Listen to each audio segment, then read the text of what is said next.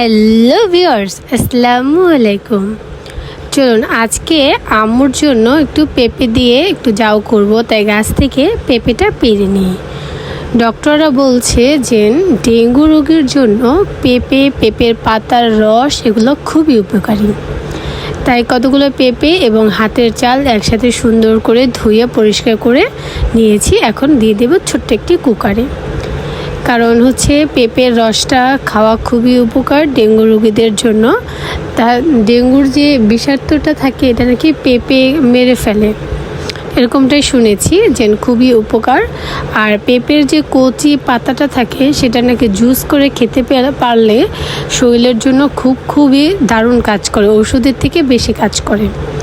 তাই আজকে একটু হাতের চাল নিয়ে নিলাম এবং পেঁপে হাফ পেঁপে কেটে ধুয়ে পরিষ্কার করে কুকারে একটু লবণ দিয়ে বসিয়ে দিলাম। তো আজকে যেহেতু রান্না অল্পই আছে তাই আজকে গ্যাসেই বসাই দিয়েছি, আজকে আর মাটির চুলায় যাইনি। তো একটু রসুন থেতো করে নিয়েছি, এখন লবণ দিয়ে রসুনটাকে সুন্দর করে মেখে পেঁপেটাকে ভর্তা করে নিচ্ছি। দেখুন পেঁপেটা থেকে আমি ভাতগুলো একটু রেখে দিয়েছি, সরাইনি এভাবে, কারণ সে তো ভাত দিয়ে খাবে। তো আমার ভর্তাটা রেডি হয়ে গিয়েছে। এই পর্যায়ে এখন চলুন আম্মুকে খেতে দিয়ে দিই। তো আম্মুকে খাবারটা দিয়ে দিলাম। এখন দুপুরে রান্নার আয়োজন করছি। তো একদম ফ্রেশ চিংড়ি মাছ এনেছিল, ফ্রিজে রেখে দিয়েছিলাম। সেই মাছগুলোকে সুন্দর করে কেটে ধুয়ে পরিষ্কার করে নিচ্ছি। তো আজকে চিংড়ি মাছগুলো রান্না করব দুন্দুল দিয়ে, একদম সুন্দর করে দেখুন কত ফ্রেশ দুন্দুলগুলো কেটে রেখে দিয়েছি। আর এখন নিয়ে নিয়েছি গ্রামের সব থেকে পুরনো মশলা, যেটা আপনার ধনিয়া, জিরা আর চাল ভেজে মিক্স করে রাখা। এটাকে আমি গুঁড়ো করে নিব রসুনের সাহায্যে। তো আমি রান্না করতে আসলে সব থেকে আমার মনে হয় যে না, ফ্রেশ মশলাগুলো দিয়ে রান্না করলে খাবারের স্বাদ দ্বিগুণ বেড়ে যায়। কারণ ফ্রিজে রেখে দিলে আমার কাছে মনে হয় যে মশলার স্বাদটাই চলে যায়, ঘ্রাণটাই চলে যায়। তো আমি এখন শিলনোড়াতে মশলাটা বেটে নিয়েছি। এখন আমি কড়াইতে পেঁয়াজটাকে ব্রেস্তা করে নিচ্ছি ভেজে। দেখুন অলরেডি আমার পেঁয়াজটা ভাজা হয়ে গিয়েছে। এখন যেই মশলাটা আমি বেটে রেখেছিলাম সেই মশলাটা আমি দিয়ে দিচ্ছি। তো এই মশলাটাকে আমি সুন্দর করে ভেজে নিব যতক্ষণ না তার ফ্লেভারটা চলে যাবে। তো মশলাটা ভেজে নেওয়ার পরে আমি দিয়ে দিচ্ছি পানি দেওয়ার পরে এখন আমি দিয়ে দিব হাফ চামচ হলুদের গুঁড়ো, হাফ চামচ মরিচের গুঁড়ো। তো এখানে আমি মরিচটা একটু কম ব্যবহার করব, কারণ আমি এখানে কাঁচা লঙ্কা অ্যাড করব তার জন্য। তো আজকে আমি গ্যাসেই রান্না করছি, কারণ আজকে আমি চুলাতে যাইনি, মাটির চুলাতে। আজকে একদমই অল্প রান্না আছে। আর আম্মু যেহেতু ঝাল রান্নাগুলো খেতে পারছে না, তার মুখে ঘা হয়ে গেছে একদম লিকুইড খাবার খেতে খেতে, তাই আজকে অল্পই আয়োজন করছি। তো মাছগুলোকে এখন মশলার সাথে সুন্দর করে আমি ভুনা করে নিয়েছি। দেখুন নেড়েচেড়ে সুন্দর করে। তো মাছগুলো হতে থাক, এই সাথে আমি একদম ভাজা হয়ে গেলে দিন পানি অ্যাড করে দিয়ে ঢেকে দিব মাছগুলোকে 5 মিনিটের জন্য সেদ্ধ হওয়ার জন্য। দেখুন আমার মাছগুলো ভাজা হয়ে গিয়েছে, একদম ভুনা। এখন পানি দিয়ে দিচ্ছি একদম অল্প পরিমাণ, হাফ কাপ পরিমাণ পানি দিয়ে দিয়েছি। এখন সুন্দর করে মশলাগুলো পানির সাথে অ্যাড করে আমি ঢাকনা দিয়ে ঢেকে দিব 5 মিনিটের জন্য। তো আপনারা সবাই জানেন যে আমার মা অনেকে অসুস্থ, ডেঙ্গুতে আক্রান্ত হয়েছে। তো আলহামদুলিল্লাহ আজকে চেক আপ করানোর পরে অনেকটাই বেটার আছে এখন। তো খাবার দাবারটা অনেক বাড়াতে হবে, লিকুইড খাবারটা বেশি করে দিতে হবে, তাই আমার উপরে একটু প্রেশার যাচ্ছে। তো সব মিলে আজকে এখন দিয়ে দিচ্ছি, এটা বলেন তো কি, এটা দিয়ে দিলাম চিংড়ি মাছের যে ছোট ছোট পার মতো থাকে, গ্রামের ভাষায় যেটাকে বলে জোগা। তো ওইটাকে বেটে নানু দিয়েছে, তো ওইটা আমি এখন অ্যাড করে দিয়েছি। চিংড়ি মাছের নাকি জোগাড় বাটাটা না দিলে তরকারিতে মাছের যে সুন্দর ফ্লেভার, যে স্বাদ, যে ঘ্রাণ, সেটা নাকি আসে না। তো যাই হোক, তাই আজকে আমি গ্রামের স্টাইলেই রান্না করছি আজকে 2-3 দিন ধরে, সেটা আপনারা সবাই ভালো করেই জানেন। দেন তাদের টেস্ট, তাদের স্বাদ অনুযায়ী আমি চেষ্টা করছি তাদের মতো করে রান্না করার। তো সেগুলো মিশিয়ে দিলাম। এখন ভাজা করে দেন আমি মাছগুলোকে আস্তে আস্তে করে উঠিয়ে নিব।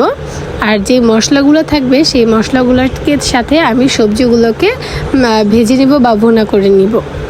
তারপরে হচ্ছে যে অনুযায়ী আমার হচ্ছে জল দেওয়ার প্রয়োজন আছে সেই অনুযায়ী আমি জল দিয়ে দেন ঝোল যতটুকু রাখতে চাই। তবে আজকে আমি বেশি ঝোল রাখবো না, আজকে আমি একটু মাখা মাখা করব। কারণ এরপর হচ্ছে আমি আজকে একটু শিং মাছও রান্না করব সাদমানের জন্য, তাই শিং মাছটা একটু ঝোল রাখবো। তাই এই চিংড়ি মাছ দিয়ে হচ্ছে সবজিটা আমি একটু ঝোলটা রাখবো না, একটু মাখা মাখা টাইপের করব। তো দেখুন আমি মাছগুলো তুলে নিয়েছি, এখন আমি সবজিগুলো দিয়ে দিয়েছি। সবজিগুলোর সাথে মশলাগুলোকে আমি সুন্দর করে একদম নেড়ে চেড়ে নিচ থেকে একদম মিক্স করে নিচ্ছি, দেখতেই পাচ্ছেন। আর আজকে কিন্তু আমি একদমই অল্প সবজিতে রান্না করার চেষ্টা করেছি। যদি আম্মু খেতে চায় বা সাদমান আছে, তাই মশলাটা খুবই কম দেওয়ার ট্রাই করেছি, সেটা আপনারাও নিজেরাও দেখেছেন। তো এখন এই পর্যায়ে আমার নাড়াচাড়া করা দেওয়া হয়ে গিয়েছে, দেখুন সুন্দর করে। এই পর্যায়ে আমি ঢেকে দিব যাতে সবজিগুলো সুন্দর করে সেদ্ধ হয় এবং সবজি থেকে যে পানিগুলো বের হবে ওগুলোতে সবজি সেদ্ধ হয়ে যাবে, আমি কোনো পরিমাণে পানি অ্যাড করব না। তো দেখুন এই যে সাইডে মাছ তুলে রেখেছি, এখানে একদম চিংড়ি মাছগুলো খুবই ফ্রেশ, এত সুন্দর একটা ফ্লেভার আসছিল। দেখুন মাটির ঢাকনা দিয়ে কিন্তু আমি ঢেকে দিয়েছিলাম, দেখুন কত পরিমাণে পানি ছেড়েছে তরকারি থেকে। আমি কিন্তু এখানে কোনো রকম পানি অ্যাড করিনি, সেটা আপনারা দেখতেই পেয়েছেন। তো এখন এটাকে আমি সুন্দর করে একটু নেড়ে চেড়ে দেখবো, চেক করে সবজিটা সেদ্ধ হয়েছে কি না। 50% সেদ্ধ হলেই আমি হচ্ছে মাছটা দিয়ে দিব। দেন হচ্ছে আমি তরকারিতে যে পরিমাণ ঝোল রাখতে চাই সেই অনুযায়ী পানি অ্যাড করে দিব। আমি আগের ভিডিওতে অবশ্যই আপনাদেরকে বলেছি যে আমরা কিন্তু বৃষ্টির পানিতে রান্না করি, বৃষ্টির পানিটা সংরক্ষণ করে রেখে দেন ওটা দিয়ে রান্না করা হয়। তো এখন আমি মাছটা দিয়ে দিয়েছি, দেখতেই পাচ্ছেন। মাছটা দিয়ে আমি সুন্দর করে এখন উপর নিচ করে সুন্দর করে নেড়ে নিচ্ছি।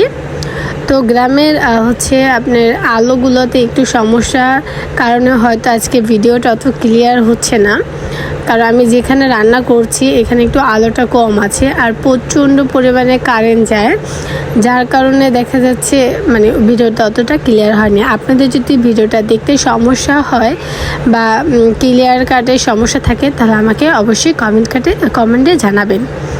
দেখুন এই যে আমার হচ্ছে ফাইনালি তরকারির লুক কত সুন্দর হয়েছে, একদম জাস্ট ওয়াও একটা রেসিপি, খুবই মজা হয়েছে। তো এখন আমি নিয়ে নিয়েছি শিং মাছ, আমাকে নানু ভাই শিং মাছটা সুন্দর করে ধুয়ে পরিষ্কার করে দিয়েছে। তো এখন আমি নিয়ে নিয়েছি পেঁয়াজ, একদম আগের প্রসেসিংয়ে আমি এটাকে ভুনা করে নিব। তবে আগে যেমন আমি চিংড়ি মাছটার সাথে হচ্ছে ধুন্দুলটা অ্যাড করেছিলাম, এখন আমি আলু দিয়ে করব এই মাছটা।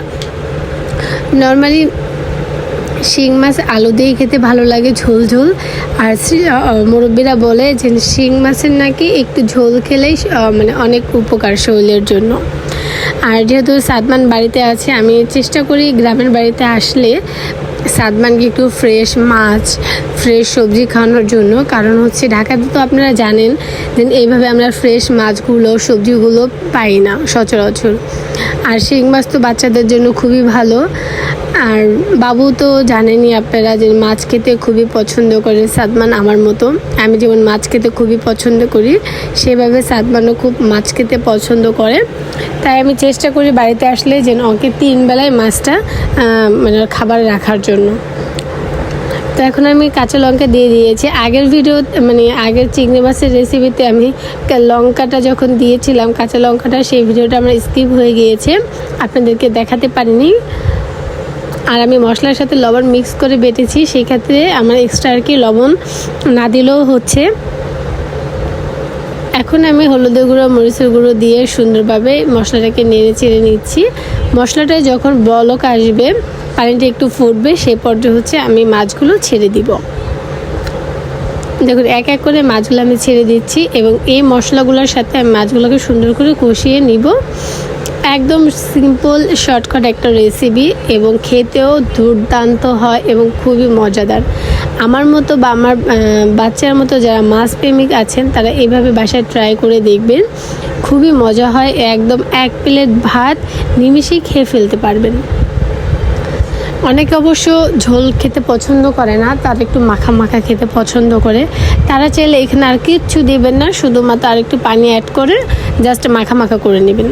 তা আমি ঢেকে দিয়েছিলাম মাছটা সিদ্ধ হওয়ার জন্য। তো দেখুন আমার মাছটা সিদ্ধ হয়ে গিয়েছে, অনেক সুন্দর বলকও চলে এসে একদম মাখা মাখা হয়ে গিয়েছে। এখন এক এক করে আমি মাছটাকে তুলে নিব, কারণ বেশি নাড়াচাড়া করলে মাছটা ভেঙে যাবে, কাটা বের হয়ে যাবে, ওগুলো দেখতে খেতে মজা হবে না। একটা হলুদের টুকরো দেখা যাচ্ছে ভেসে আছে মাছের উপরে, কারণ আম্মুরা তো দেখা যাচ্ছে হলুদটা ভেঙে খায়। হলুদটা কিনে রোদে শুকিয়ে ওটাকে মেশিনে ভেঙে তারপরে খায়। রেডিমেড হলুদ বা মরিচের গুঁড়ো ওটা তারা খায় না, এজন্য দেখা যাচ্ছে একটু থেকে যায়, ওটা কোনো সমস্যাও হয় না। এখন মাছগুলো তুলে সেই মাছের যে মশলাটা ছিল ওই মশলাতে আমি আলুগুলোকে সুন্দর করে কষিয়ে নিচ্ছি। আর আলুগুলো কষানোর পরে আমি দিয়ে দিব পরিমাণ মতো পানি। আর যেহেতু আলুটা সেদ্ধ হইতে অনেক সময় লাগে, সেক্ষেত্রে আমাকে পানি দিতে হবে, না হলে হচ্ছে আলুটা সেদ্ধ হবে না, একদম শক্ত হয়ে দাঁড়িয়ে থাকবে, যেগুলো খেতে একটুও মজা হবে না। দেখুন আমি অনেকটা পরিমাণে পানি দিয়ে দিয়েছিলাম, দেখতেই পাচ্ছেন অনেক পরিমাণ। তো আমি এখন চেক করে দেখছি আলুটা হয়েছে কিনা। তো দেখলাম যে না, 50%-এর ভিতর 30% আলু হয়ে গিয়েছে। তো এই পর্যায়ে আমি মাছ দিয়ে দিচ্ছি। মাছ দিয়ে আমি সুন্দর করে মিক্স করে আমি মাছটাকে ঢাকা দিয়ে দিব। দেন এটা যখন ঝোলটা শুকিয়ে আসবে, গায়ে গায়ে চলে আসবে, তখন আমি নামিয়ে ফেলবো। তো আজকে আমি আপনাদের সাথে 3টা রেসিপি শেয়ার করেছি। আপনাদের কোন রেসিপিটা ভালো লেগেছে আমাকে কিন্তু কমেন্ট করে অবশ্যই জানাবেন। আর যাদের ফ্যামিলিতে ডেঙ্গু রোগী আছে তারা কিন্তু আমার এই ডেঙ্গু রোগীদের জন্য যে রেসিপিটা করেছি এটা আপনি খাওয়াই দেখতে পারেন, খুবই উপকার পাবেন এবং রক্তের প্লাটনও কমবে না, আস্তে আস্তে বেড়ে যাবে। সো আপনারা ট্রাই করতে পারেন। পেঁপেটা খুবই উপকার ডেঙ্গু রোগীর জন্য। তো আপনাদের যাদের ডেঙ্গু রোগী আছে ঘরে, আপনারা কিন্তু বসে থাকবেন না, আপনারা এটা করতে পারেন। তো আজকে ভিডিওটা এখানে শেষ করছি। আল্লাহ হাফেজ।